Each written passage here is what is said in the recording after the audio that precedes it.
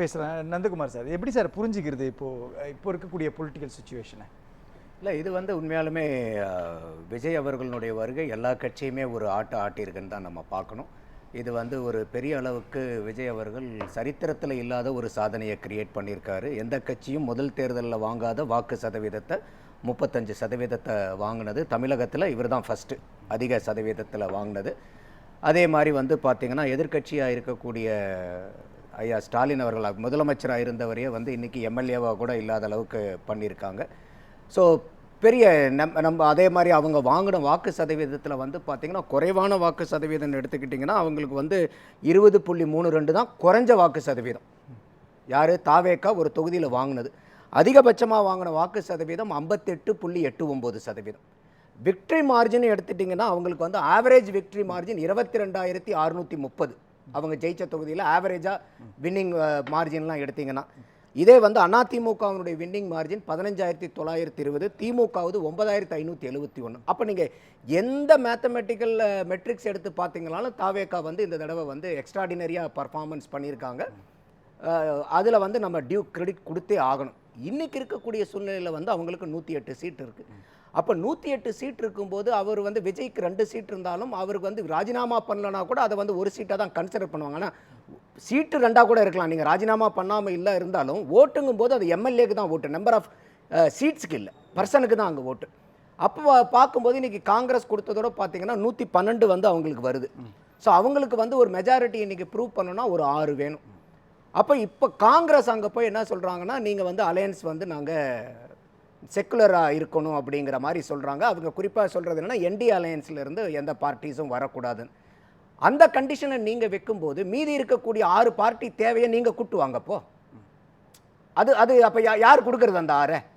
அப்போ அந்த 6 எங்கேருந்து வரும்னாக்கா இப்போ ஏற்கனவே கம்யூனிஸ்டுகள் 2 வச்சுருக்காங்க, திருமாவண்ணன் அவர்கள் 2 வச்சுருக்காங்க. அப்போ அந்த 6 நீங்கள் எடுத்துகிட்டு வந்தீங்கன்னா போயிடும். அப்போ ஒட்டு மொத்தமாக என்னன்னாக்கா இன்றைக்கி திமுகவினுடைய கூட்டணியை கூட இருந்த கூட்டணி அப்படியே அவர் ஷிஃப்ட் பண்ணுறாரு தாவேக்காக்கு. அப்போ இது பார்த்தீங்கன்னாக்கா இன்றைக்கி வரப்போகிறது லோக்கல் பாடி எலெக்ஷன் வரப்போகுது. ஏன்னா நம்ம 2019 பண்ணதுக்கப்புறம் ரூரலில் நம்ம பண்ணல இன்னும், அது பெரிய அளவுக்கு இருக்குது. அப்போ அரசியல் எப்பயுமே பார்த்தீங்கன்னா எதிர்காலத்தினர் நோக்குனது தான் அரசியல். அப்போ இந்த கூட்டணி கட்சிகள்லாம் இன்றைக்கி யார் கூட போய் சேர்ந்தால் நம்ம உள்ளாட்சி தேர்தலில் பிடிக்க முடியுங்கும் போது அது விஜய் அவர்களுக்கு போகிறதுக்கு வாய்ப்பு இருக்கும். அடுத்தது 2029 பாராளுமன்ற தேர்தல், அது 3 வருஷம் கண்ண மூடி முழிக்கிறதுக்குள்ளார வந்துடும்.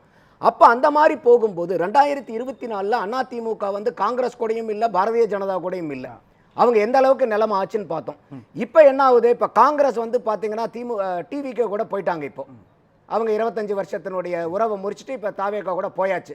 அப்போ இன்னைக்கு பாரதிய ஜனதா இப்போ உதாரணத்துக்கு அதிமுக கூட இருக்குன்னு வச்சுக்கோங்க. திமுக என்ன ஆகும் 2029?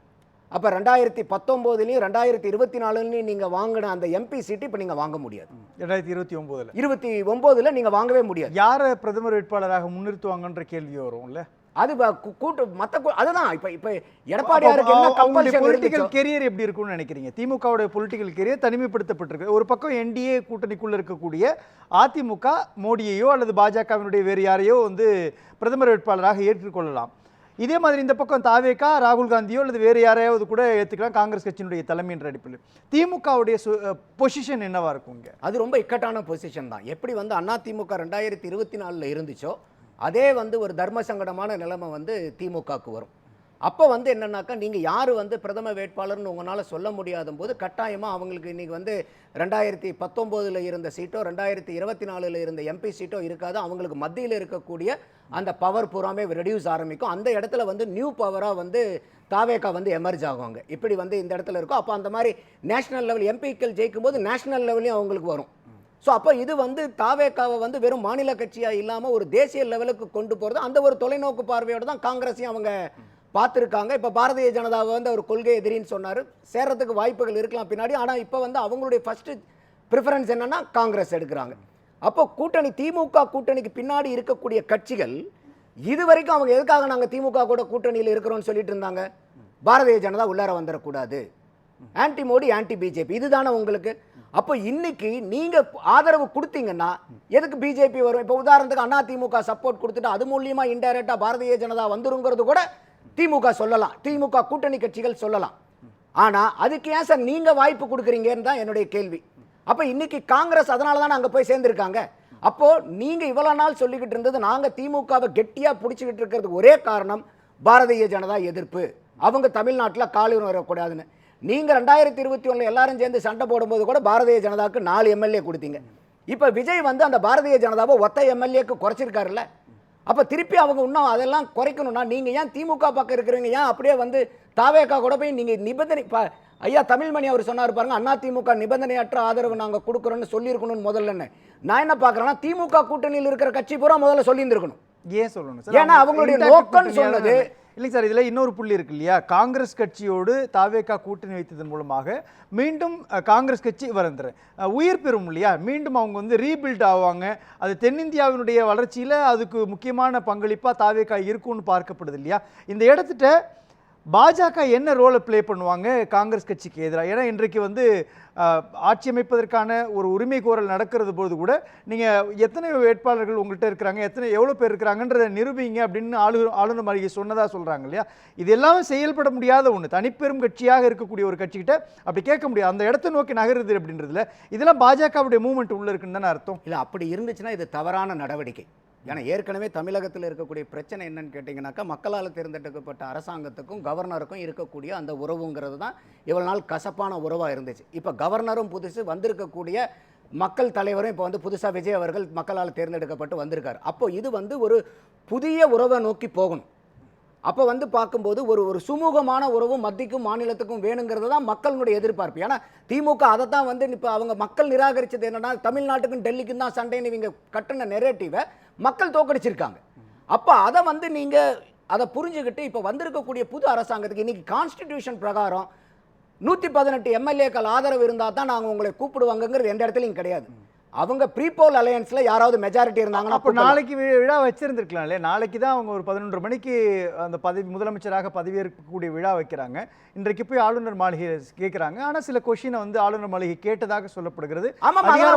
தகவல் இல்லை. என்னென்னு சொல்லுவீங்க நீங்க? என்னென்னு எடுத்துக்கிறீங்க நீங்க? இல்லை, இது வந்து முட்டுக்கட்டை தான். இப்போ விஜய்க்கு வந்து ஒவ்வொரு காலகட்டத்திலையும் நீங்கள் முட்டுக்கட்டை போட்டு தான் அவரை பவர்ஃபுல்லாக ஆக்கிட்டு இருக்கீங்கிறது ஏன் நீங்கள் உணர மறுக்கிறீங்க? ஒவ்வொரு நேரத்திலையும் நீங்கள் அவருக்கு கொண்டு வர தடைக்கற்கள் பூரா அவர் வெற்றி படிக்கலாம் மாற்றிக்கிட்டு இருக்காருல்ல. அப்போ நீங்கள் இன்னைக்கு நான் கேட்குறது, இப்போ அதிமுக எங்கேயாவது நாங்கள் ஆட்சி அமைக்கிறோம் எங்களுக்கு வாய்ப்பு கொடுங்கன்னு கோரியிருக்கா? இல்லை. திமுக எங்கேயாவது நாங்கள் ஆட்சி அமைக்கிறோம் கொடுங்கன்னு கோரியிருக்கா? இல்லை. நாங்கள் அதிமுகவும் திமுகவும் ஒன்றா சேர்ந்தா நாங்கள் மெஜாரிட்டியாக இருக்கிறோம் எங்களுக்கு வாய்ப்பு கொடுங்கன்னு கேட்டுட்டு இருக்காங்களா? அப்போ யாருமே வாய்ப்பு கோராதும் போது ஒரே ஒருத்தர் சிங்கிள் லார்ஜஸ்ட் பார்ட்டியா விஜய் அவர்கள் வந்து கேட்கும்போது ஆளுநருக்கு கொடுக்கறதுக்கு என்ன சார்? நீங்கள் வந்து ராஜ்பவனுக்கு உள்ளார வந்து நீங்கள் பெரும்பான்மையை நிரூபிக்கணுங்கிற அவசியம் இல்லை. சட்டசபைக்குள்ளார தான் நீங்கள் பெரும்பான்மையை நிரூபிக்கணும். இப்போ 2018 இதே கர்நாடகாவில் பாரதிய ஜனதா மைனாரிட்டி கவர்மெண்ட்டாக வந்தாங்க. மைனாரிட்டி இருந்துச்சு, அவங்களுக்கு வந்து 112 சீட்டு தேவைப்படுற இடத்துல 104 தான் இருந்துச்சு. 8 சீட்டு கம்மி. இப்போ கூட விஜய்க்கு 6 சீட்டு தான் கம்மி. அப்போ 8 சீட்டு கம்மியாக இருக்கும்போது அப்போ கர்நாடகாவினுடைய கவர்னர் பாரதிய ஜனதாவை ஆட்சி அமைக்க கூப்பிட்டார் 18ல். இதே 2019 ஃபெட்னாவிஸ் அவர்களுக்கு வந்து அறுதி பெரும்பான்மை கிடையாது. அப்போ மகாராஷ்டிராவினுடைய கவர்னர் அதே பிஜேபியை கூப்பிட்டு நீங்கள் ஆட்சி அமைங்கன்னு சொன்னார். அதுக்கப்புறம் வந்து சுப்ரீம் கோர்ட் வந்து இல்லை ஃப்ளோர் டெஸ்ட் வைக்கணும்னு சொன்னதுக்கப்புறம் அந்த ஃப்ளோர் டெஸ்ட்டுக்கு முன்னாடி ஆதரவு கிடைக்காதுன்னு சொல்லிட்டு ஃபட்னாவிஸ் வந்து ரிசைன் பண்ணார். அப்போ இந்த இடத்துல இதெல்லாம் தகவலில் வெளியே வரும்போது என்னங்க, கர்நாடகாவுக்கு ஒரு நீதி, மகாராஷ்டிராவுக்கு ஒரு நீதி, தமிழ்நாட்டுக்கு ஒரு நீதியான்னு நம்ம கேட்குறோம் இல்லையா? அப்போ இதெல்லாம் மக்கள் கிட்ட நீங்கள் ஏன் எக்ஸ்போஸ் ஆகுறீங்க? அப்போ இந்த இடத்துல வேற யாராவது இப்போ வந்து ஃபைட்டுக்கு நின்னாங்கன்னா பரவாயில்ல. இல்லை எங்ககிட்டையும் பாருங்க 118 இருக்கு 120 இருக்குன்னு வந்தாங்கன்னா கூட ஆளுநர் சொல்லலாம், ஏங்க நீங்கள் அவங்களும் கேட்குறாங்க நீங்களும் கேட்குறீங்க, அப்போ நீங்கள் உங்களுடைய 118 நம்பரை காமிங்கன்னா அப்போ அவர் அந்த டிஸ்கிரிப்ஷனை யூஸ் பண்ணுறது நியாயம். ஆனால் இப்போ நீங்கள் யாருமே கோராத போது, இப்போ விஜய் இல்லைன்னா இப்போ விஜய் வந்து இப்போ 118 லிஸ்ட்டு கொடுக்கல சார், யாரை சார் கூப்பிட போறீங்க நீங்கள் ஆட்சி அமைக்கிறதுக்கு? யாரா அப்போ கவர்னர் ஆட்சி பண்ண போறீங்களா நீங்கள் இங்கே? தமிழ்மணி சார் குறுக்கிட்டு. சாரி சார், 118 வேண்டியதில்லை சார், 117 கூட போதும். வேண்டாம். இல்ல வேண்டியது இல்ல. நீங்க தனிப்பெரும் கட்சியாக அதுல ஒரு 10 பேர் ஆப்சென்ட்டா இருந்தாங்கன்னா ஆமா பிரசன்ட் வோட்டிங் தயவு செஞ்சு புரிஞ்சுக்கங்க. அந்த இடத்துல தான் இன்னொரு ஆப்ஷன் வைக்கிறாங்க. அதிமுகவுல இருந்து சிலர் வந்து நிறுத்த வராம இருந்தா கூட 10 பேர் வராம இருந்தா போதும். 3 பேர் வந்து 2 பேர் ஆதரிச்சாலும் போதும். பிரசன்ட் வோட்டிங் தான் பாயிண்ட். இப்ப இருக்க ஏதோ ரெண்டால வகுக்கணும் இல்ல, அதுக்கு ஒரு ஆப்ஷன் வச்சிட்டு இருக்காங்கன்னு சொல்றாங்க. ஒரு பக்கம் காங்கிரஸ் இந்த கொச்சி கூட்டணி இருக்கு, இன்னொன்னு வந்து 20 பேர் அதிமுகவுல இருந்து வராம இருந்தாலே போதும்ன்றாங்க. 117 அரித்பட்டா போடுறது. அவர் கேட்டார்ல கான்ஸ்டிடியூஷன்ல, இதுவும் கான்ஸ்டிடியூஷன்ல எங்கேயுமே கிடையாது. பிரசிடென்ட் வோட்டிங் சார், அந்த வார்த்தை பிரசன்ட் அண்ட் ஓட்டிங், அவ்வளவுதான். அதனால இதுல ஆளுநருடைய ரோல் ஒன்று இருக்கு இல்லையா? அவர் ஏன் கேட்கலாமா? ஒரு மக்களால் தேர்ந்தெடுக்கப்பட்ட தனிப்பெரும்பான்மையான கட்சியோடு இருக்கக்கூடிய ஒருத்தவங்க ஆட்சி அமைக்க உரிமை கோர்றாங்க. நீங்க 118 பேர் இருக்கீங்களா சொல்லுங்க அப்படின்னு கேட்கிற அதிகாரம் ஆளுநருக்கு இருக்கு சார். ஸ்டேபிளா இருக்கான்னு பார்க்கணும்ல சார். நம்ம நாளைக்கு இவங்க ஒரு 10 ஃப்ளோர் டெஸ்ட்ல பாத்துக்கலாம் இல்லீங்களா சார்? ஒரு 10 சட்டத்தை போட்டுட்டு வீட்டுக்கு போயிட்டாங்க. அந்த சட்டம் செல்லுமா செல்லாதா? இவங்க என்ன சொல்ல, யாரா இருந்தாலும் எந்த கட்சியா இருந்தாலும் அதனால் அதை கேட்க வேண்டிய கடமை உங்க சார்பா ஏன் சார்பா ஆளுநருக்கு இருக்கு. பட் அது அங்க காமின்னு சொல்லலாம், அவ்வளவுதான். அது பிரசன்ட் அண்ட் ஓட்டிங் தான். இல்லை இப்போ இது என்னன்னாக்கா இன்றைக்கி வந்து ஆளுநர் வந்து நீங்கள் டைம் ஃபிக்ஸ் பண்ணலாம். நீங்கள் 15 நாள் கேட்டிருக்கீங்க, கொடுக்க முடியாது, 2 நாளில் ப்ரூவ் பண்ணுங்கள், அது ஆளுநருடைய டிஸ்கிரிஷன்.